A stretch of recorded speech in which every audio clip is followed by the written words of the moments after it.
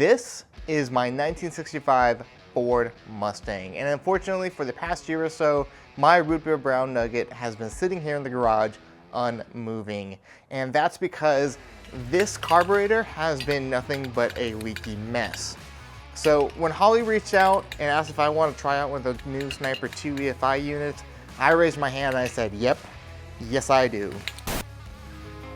So why would you even want a fuel injector classic car anyways? Especially when the sad truth is the car actually always ran great with this carburetor. Well, the unfortunate fact is that modern fuel, especially modern fuel with ethanol in it, is just really, really hard on these old school rubber components. That ethanol causes the rubber seals in here to dry out, especially when the car sits or isn't driven regularly.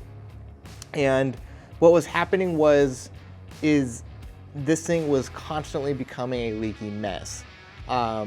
It would be a full rebuild at least once a year, but I felt like every 6 months I would have a rubber seal or component fail.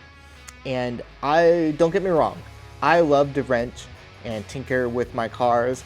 However, constantly fiddling with this carburetor to keep it from leaking was quickly becoming a chore. And so when Holley announced their Sniper 2, I knew this application would be perfect for this type of vehicle. This here's the best part. Watch this. Watch. It just starts. It just works. So just a little over 7 years ago, Holley introduced the original Sniper EFI system, and it was a revolutionary product for the time. It provided users a simple, clean, and effective way to fuel inject these classic carbureted engines. And although it was a great product for the time, it was far from perfect. So for the new Sniper 2 EFI system, they took everything that was great about the original, but they started from the ground up to redesign this thing entirely. Starting with the physical design itself, it is now shaped more like a traditional carburetor, which is honestly much appreciated. And in doing so, this allowed them to move the now shielded ECU from the front of the throttle body unit off to the side. And this is all to help with radio frequency interference, which is honestly a problem that kind of plagued the first one, especially on these old Ford motors where the distributor sits up front. It was so close to the ECU, it could cause problems. It wasn't a super common problem, but it was definitely present. I can say I've put about 400, 500 miles since I've installed this unit, and I haven't had a single issue with RFI interference. Another thing that I really appreciate is that Holley neatly tucked and routed all the wires out of the back of the unit, again allowing for a much tidier, clean install. So the fuel crossover is now eternally cast here on the driver's side. This allows either port on the side of the unit to be used for either fuel delivery or return, which allows for routing your fuel lines to be nice and neat and tidy. You don't have to have like those weird little bends off the front of it. I like having it off to the side.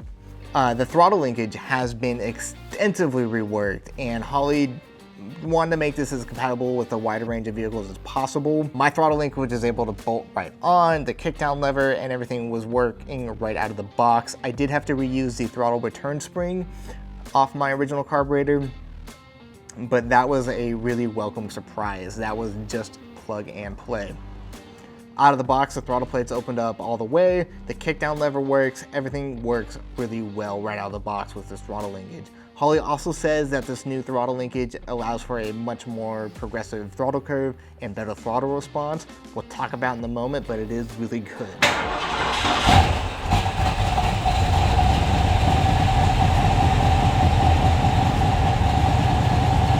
Now, there is a ton of different ways to set up and install a fuel injection system like this, ranging from really simple and easy to kind of more involved and complicated. It can honestly be kind of overwhelming and daunting to figure out what would be the best solution for you.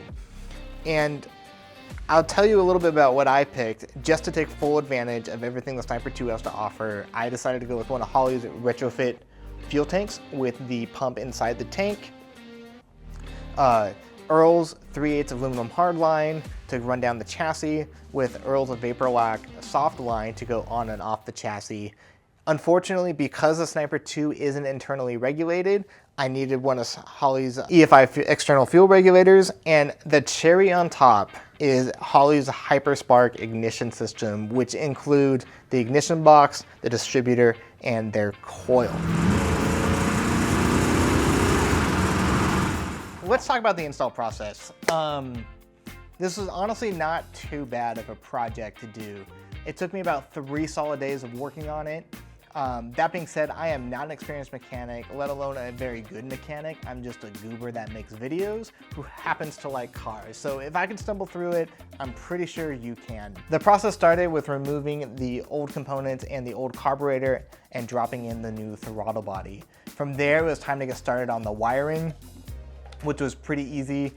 There was really only a couple of connections that had to be made, which was 12-volt power and ground, which went straight to the battery, and then locating a 12-volt switched power source, which I went straight to the ignition switch with the key. After that, it was starting to find and hook up the ignition components, starting with finding a home for the ignition box, for the Hyperspark ignition box. I went and did that off the side of the fender there. That also needed 12-volt power and ground, and as well as 12-volt switch power source. There is a white points wire that has to be connected, but other than that, the Hyperspark stuff is pretty plug and play. I made a tailbolt bracket for the coil, which plugs straight into the Sniper unit. There's a harness for that. And then same with the distributor. The distributor was pretty easy. It was meant finding top dead center on the compression stroke, making note how that original distributor was pointed, and then dropping the new one to match it. And then phasing it with the little clear plastic cap that Holley gives you. Honestly, really simple. And again, everything just kind of plugs and plays with this Sniper unit.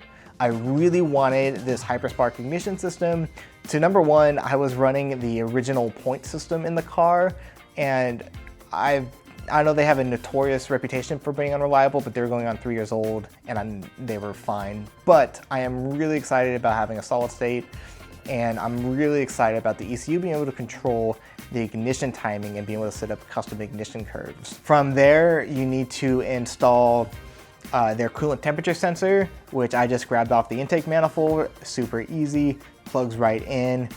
And then you need to install the O2 sensor. They include a really nice Bosch wideband O2 sensor, and I just did that off the header collector, drilled a hole, and then they have clamp-on bunks, so you don't need to own a welder to install that.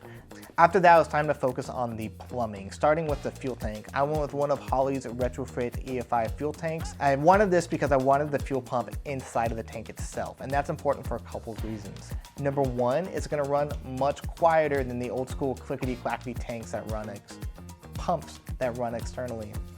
Number two, it's gonna run much cooler because the pump sits inside the tank, it's constantly surrounded by fuel, and hopefully gonna provide more long-term reliability.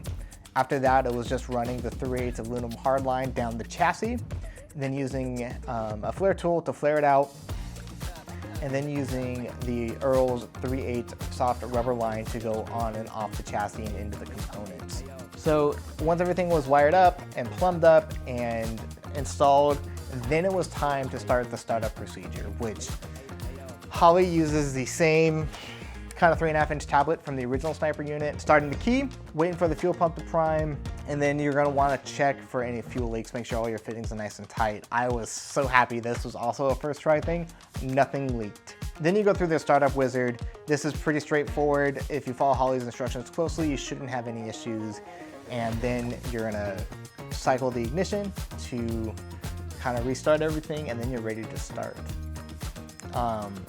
And the first startup was incredible. I would say within about 15-30 seconds, the ECU had figured out the idle, and it was idling smoothly. And within like 10 minutes, it was ready to go drive.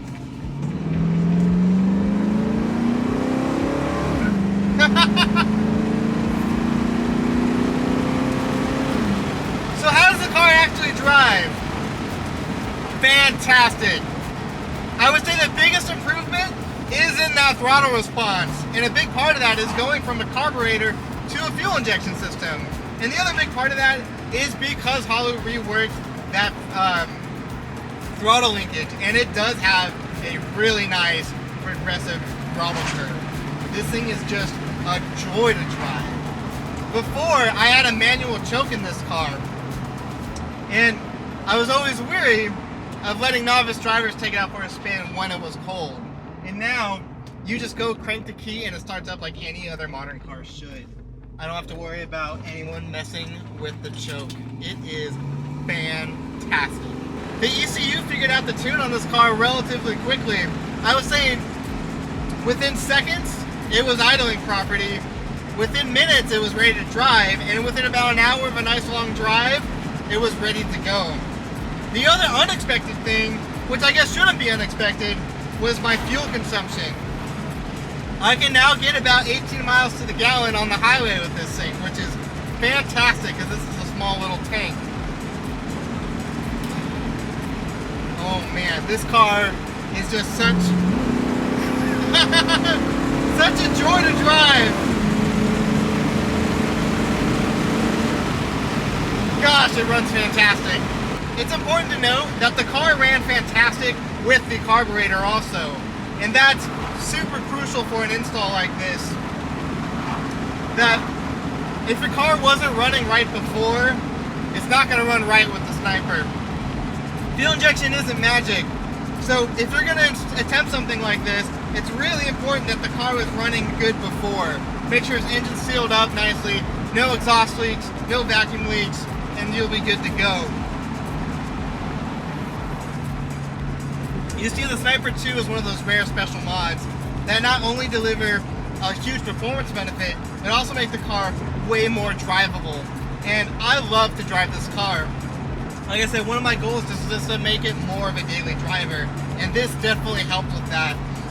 I don't have to worry about fuel consumption as much, fiddling with the choke, or how hard these modern ethanol fuels are on the car.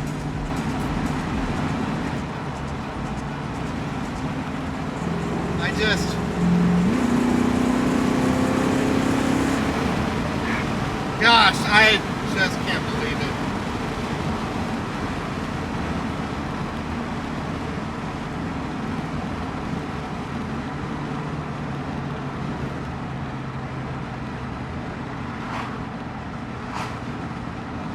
I love this car.